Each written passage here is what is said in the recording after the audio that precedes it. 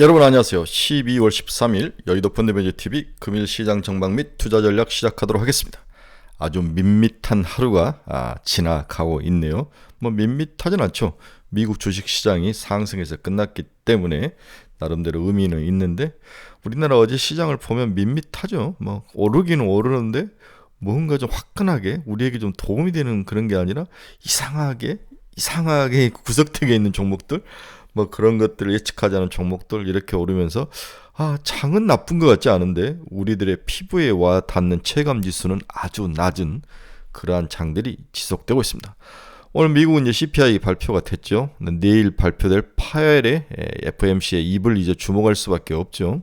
이 양반의 마지막 한 줄 내년 금리 인하 가능성에 대해서 언급을 할 것인가 안 할 것인가, 이 부분이 가장 중요한 연말 한 주, 내년 다음 한 주까지의 그 온도를, 시장 온도를 어떻게 결정을 할 것인지, 이 아주 중요한 한 줄의 코멘트를 기다리고 있습니다. 또 점도표가 어떻게 찍힐지. 한국은 이제 반도체, AI 관련주들이 이제 부활을 하기 시작했네요. STO나 중국 페렘이나 뭐 이런 종목들이 조금 사그러들고 이익 실현 물량이 나오고 있고, 이제는 뭐 갤럭시 버즈에 AI 기능을 넣겠다 이런 이야기들, 이러한 반도체, HBM, AI 쪽에 다시 시장의 마지막을 장식해서 치고 올라오는데, 문제는 연속성이죠. 미국도 오늘 반도체는 물론 나쁘진 않지만 찌글찌글합니다.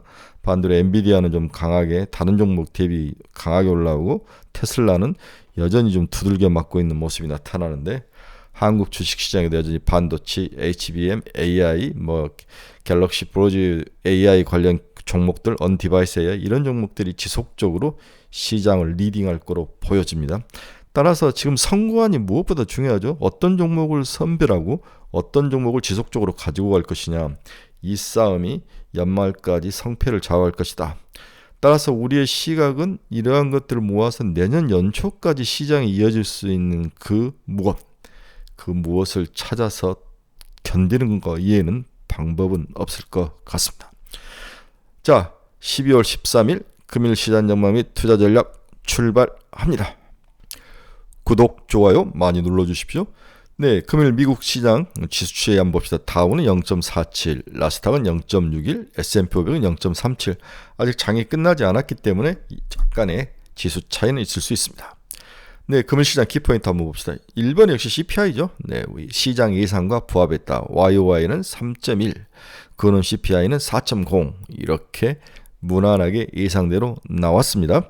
그래, CPI는 3.1, YOY로 지난달에 3.2였죠. 네, 근원 CPI도 한번 보면 4.0으로 전월과 비슷하게 근원 CPI가 나왔습니다. 세부 내용을 한번 뜯어보면 에너지는 2.3으로 빠졌죠. 에너지가 이제 우리 디스인플레이션의 핵심으로 가격을 끌고 내려오고, 신차도 빠졌고, 식료품 0.2, 주거비가 이제 가장 크면 주거비하고 서비스, 서비스 물가 주거비, 상품은 0.3 이렇게 빠져 있는 모습이 나타났습니다. 미국 30년물 국채 입찰 응착률 2.43배, 장기물 수요는 양호하다. 어제 뭐 3년물인가 이런 쪽에 입찰은 좀 찌질찌질했는데 30년물 장기 국채 입찰 응찰률은 나쁘진 않았습니다. 금리 한번 봅시다. 2년은 4.735, 10년은 4.206, 3.3bp 하락, 20년은 2.7bp 하락, 30년은 2.4bp 하락. 장기물이 이제 빠지기 시작은 항상 4.2에서 이제 걸리는 그런 모습, 4.2를 돌파하고 내려올 것이냐. 그래서 이게 내려오면 3.7이죠. 그래서 종국에는 3.5까지 금리는 하락할 가능성에 배팅을 해야 된다.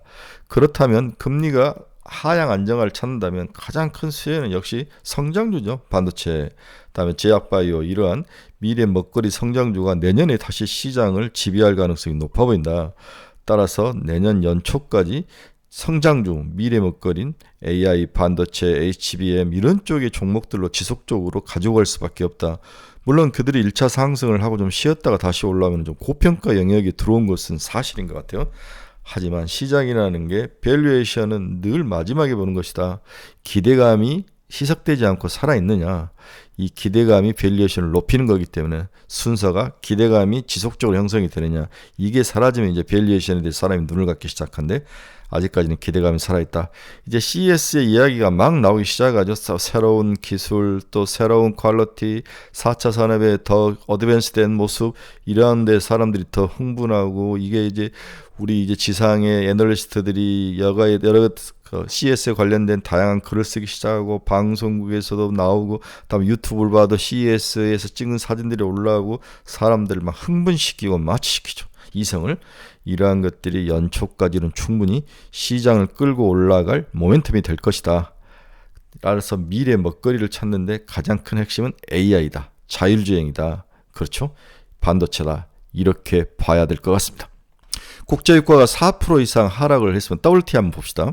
네, 3.53% 하락했네요. 68.8달러까지 내려오는 70달러가 깨지는 아주 최약세. 결국은 달러 약세, WTI 약세가 시장의 가장 큰 디스인플레이션의 핵심인데, 이제 60달러의 벽을 깨느냐 마느냐까지 내려왔는데, 일단은 시장에 나쁠 것 같진 않아요. 지금 중국의 침체 영향이 가장 큰 영향을 미치고 있는 것 같아요. WTI 가격 하락에 중국 침체, 중국이 디플레이션 안으로 들어간다는 그 가능성이 글로벌 시장에서 원유와 특히 쿠퍼, 구리 가격 하락을 이끄는 그러한 동력이 되고 있는 것 같습니다. 네, EIA가 24년 원유 전망치를 하향 조정했다. 브렌트 유유도 82.75달러까지 내려갈 것이다. 제프 베조스가 우리 아마존의 창업자가 블루 오리진 1년 만에 뉴 세퍼드 로켓 발사를 재개했다. 넷플릭스가 모두 프로그램에 대한 시청자 데이터를 첫 공개했다. 제가 이 내용 기사를 못 봤습니다. 보고 조금 이따 저희 카페에 올려드리겠습니다. 에픽게임즈, 구글에 승소를 했다. 앱스토어에서 30% 수수료 떼는 거에 대해서 철퇴를 가했다. 그 다음에 다른 것들에게는 어떻게 다른 제품들에게는 웹에게는 어떻게 적용하는지 한번 봐야 되는데, 이것도 한번 속사를 봐야 되는데 제가 못 봤습니다. 올가 마지막 통화정책, 영국, 미국보다 22가 더 완화적일 것이다. 이렇게 예상을 하고 있습니다. 오늘 달러 지수 한번 봅시다. 0.29% 하락하고 있네요. 달러가 약세 103.405. 그렇다면 뭐 한국이라든지 다른 이머징 통화가 오늘 강세로 갈 가능성, 외국인 자금이 또 빠져나가지는 않을 것이다. 이렇게 단순한 추론을 해볼 수 있네요. 우리 테슬라는 마이너스 1.25% 하락해서 가고 있고요. 엔비디아는 1.91%. 엔비디아 상승이 눈에 띄는 하루다. 결국은 엔비디아는 450달러 이하에서는 매수 영역이라고 제가 여러 번 말씀드렸죠. 다시 500달러 가면 또 파는 되죠. 애플 0.69% 상승, 인라인일이 마이너스 0.9, 마이크론 테크놀 0.29, TSMC 0.35. 그 다음에 비트코인 한번 봅시다. 4만 달러 깨질까 말까 했던 비트코인이 다시 살짝 올라와서 41,252달러를 넘어서면서 회복하는 모습을 보여주고 있습니다. 자, 오늘 아침에 여러분들과 나누고 싶은 첫 번째 주제는 한국 기업의 이익 사이클이 2년 주기론으로 왔다 갔다 하더라. 대신 주가는 먼저 1년 선반영돼서 움직이는 모습이 있더라. 국내 연간 기준 기업 실적 추이를 보면 기업 실적 중 매출과 순이익 모두 기저효과가 현재 예상이 되죠. 내년에 23년 기준 순이익은 113조, 24년은 180조가 상승할 것으로 예상이 되죠. 2016년 이후 순이익 증감률은 2년 주기론으로 2년 나쁘고 2년 상승한다. 그렇다면 우리는 22년, 23년이 안 좋았다는 거죠. 반대로 24, 25년은 올라갈 가능성. 2년 주기론 대입 시 24년과 25년의 이익 개선 사이클에 진입할 것이다. 다만 주가는 이익 사이클을 1년가량 선행하에서 먼저 움직인다. 이미 바닥으로 인식되면 선제적으로 저가 매수로 인한 주가가 상승하고 이익이 고점일 경우에는 선제적으로 매도 압력이 나와서 빠지더라. 그렇다면 23년이 내년 24, 25가 좋다면 23년에 먼저 반영이 돼서 24년 초반까지 반영이 된 이후에 주가가 그 다음에는 이제 좀 25년으로 갈수록 좀 빠지는, 24년 말에 갈수록 좀 빠지는 그런 모습. 내년 중 이익의 고점 25년 이익 성장률이 좌우될 것 같은데, 내년의 이익 고점 인식은 25년 이익 성장률에 의해서 좌우될 수 있을 것 같은데, 이러한 어떤 나름대로의 조그만 반복적인 패턴에 대해서 이해도가 좀 필요하다. 이렇게 이야기를 한 애널리스트의 추론이 있어서, 분석이 있어서 너무 재밌어서 여러분들과 함께 같이 나눴습니다. 그래서 이익이 2022년, 23년까지 이렇게 빠졌다가 23, 24, 25 이렇게 올라가는데 미리 선반영이 돼서 주가가 1년 빨리 움직이더라. 그래서 24년, 5년의 이익은 마이너스가 아니라 플러스로 좋은 거죠. 네, 순이익이 좋은 건데 YOY로 증감률이 22년과 23년은 YOY로 증감률이 낮았는데 23년 말부터 이렇게 주가가 치고 올라오는 거예요. 미리 1년 선반영이 돼서 움직이더라. 그래서 24년은 이익이 YOY로 굉장히 좋을 것 같은 25년 아직 예상이 이제 물음표죠. 물음표니까 여기가 좋을지 나쁠지에 따라서 이게 좋다면 이제 선반영돼서 이제 하락할 가능성, 이 가능성이 있더라. 그래서 24년 상반기까지는 시장은 그렇게 나쁠 것 같지 않다. 이렇게 예상을 해야 되는 거죠. 국내 시가총액 상위 주식들의 3년간 순이익 전망치를 한번 봅시다. 삼성전자 23년에는 전체 이익의 9%, 내년엔 전체 이익의 16%, 25년은 18%까지 늘어나죠. 우리나라가 벌어들인 상위 전체 이익 중에 삼성전자가 올해는 내년에 16%까지 늘어날 것이다. LG엔솔은 2%로 변함이 없고 SK하이닉스는 마이너스 7%에서 3%, 5%까지 늘어날 것이다. 그 다음에 또 늘어날 게 이제 현대차가 7%, 내년에 7%, 그 다음 6%로 하락할 것 같은데 올해 11%였는데 내년에는 좀 하락하는 모습이 나타나네요. 너무 재밌는 모습이었습니다. 기아자동차도 올해 8%에서 내년 5%로 줄은 모습. 이렇게 LG엔솔은 2%로 거의 일정하고 결국 반도체가 모든 것들을 다 좌지우지하는 그런 모습을 보여주고 나머지 것들은 뭐 크게 변동사항은 없어 보이죠. KB금융 올해 전체 이익의 4%를 차지하다가 3%, 2% 살짝 은행들이 이익이 안 좋아지는 모습을 볼 수가 있습니다. 이제 주요 기업들의 퍼가 가장 낮아질 수 있는 애들 오닉 IPS가 올해 310회인데 내년엔 23배까지 그리고 25년에 13.62배까지 하락할 가능성. 롯데케미칼도 168배에서 19배, HD현대중공업 232배에서 23배, SK아이테크는 이제 196배에서 68배. 뭐 이제 퍼가 낮아지면서 주가가 좀 오르는 거죠. 두산은 38배에서 8배, 카카오캐신 77배에서 21배, 펄어비스 138배에서 22배, LNF 74배에서 32배. 그렇죠? 포스코 퓨처엠 202에서 89배. 아직까지 높긴 하네요. 네, 이런 것들을 한번 쭉 보시면 많은 도움이 될 수 있을 것 같습니다. 오늘 아침에 중국의 2024년 경제정책 기조가 나왔는데 재밌네요. 은중구신, 안정 우선시하겠다. 이진촉권, 성장으로 안정을 유지하겠다. 성장이라는 단어를 썼네요. 선립, 후파, 먼저 세우고 나중에 돌파한다. 이러한 중국의 의미 있는 단어들인데 옛날에 이게 참 시장에 영향을 많이 미쳤는데 지금은 의미가 없죠. 중국이 미국한테 지는 이유는 창의성에서 이미 지는 것 같아요.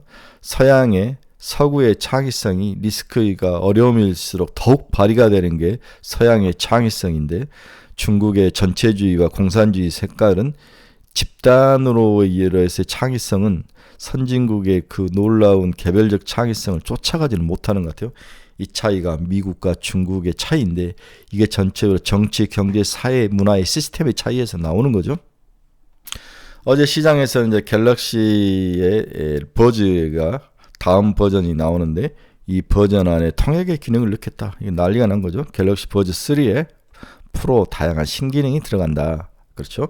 여기에 관련된 여러 가지 종목들이 새롭게 이제 AI가 우리 삶 속에서 조금씩 우리 귀에 우리 신체에 이제 첫 대면할 수 있는 그러한 모습인 거죠. 그래서 제주 반도체, PCB를 만드는 태성, 퀄리타스 반도체, 칩스앤미디어, 텔레칩스, 리노공업, 오픈엣지 테크놀로지, 플리토 막 이런 종목들이 치고 올라오는데 제주 반도체는 제가 올라올 때마다 이익 실현하라 그랬죠. 네. 태성은 1,000억 이하의 아주 PCB 작은 업체였는데 확 치고 올라오는데 이거 한번 자세히 보시기 바랍니다. 뭔가 세력들이 좀 가지고 노는 듯한 느낌. 네, 태성 한번 추천해 드립니다. 결론 한번 봅시다. 목요일 예정된 선물옵션 동신만기를 앞두고 나타난 어제 움직임, 그럴 가능성이 외국인들과 국내 기관의 움직임이 있었는데 당분간 수급적 이슈로 변동성이 다소 높은 국면이 이어질 수 있다. 내일 선물옵션 동시에 만기를 앞두고 이제 변동성을 피하기 위한 기관 투자가들의 움직임이 오늘도 이어질 거로 보여지네요. CPI 지수는 예상대로 나왔죠. 이미 이제 시장에 다 알려진 내용이기 때문에 감흥은 없었다. 이제 우리의 감시사는 파월이 내년 금리 인하와 점도표에 대한 자신의 말 한마디, 과연 시장에 다 부정적인 이야기를 할 것 같아요. 아직도 위험하다, 2%대 잡아야 된다, 뭐 이런 이야기를 하다가 어느 한 단어, 이 한 단어를 과연 말해줄 것이냐 말 것이냐, 그 한 단어의 내용이 금리 인하에 관한 내용이라는 거죠. 시장은 어정쩡한 산탄들리가 지속되고 있습니다. 매일매일 어제와 다른 오늘이 이어지고 있죠. 네.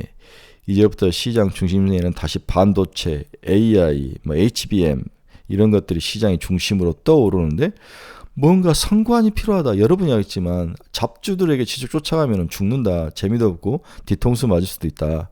팹립스 업체, HBM, 디자인하우스, 갤럭시 버즈 관련주, 로봇, 자율주행 이런 AI로 좁혀서만 투자를 하기를 바란다.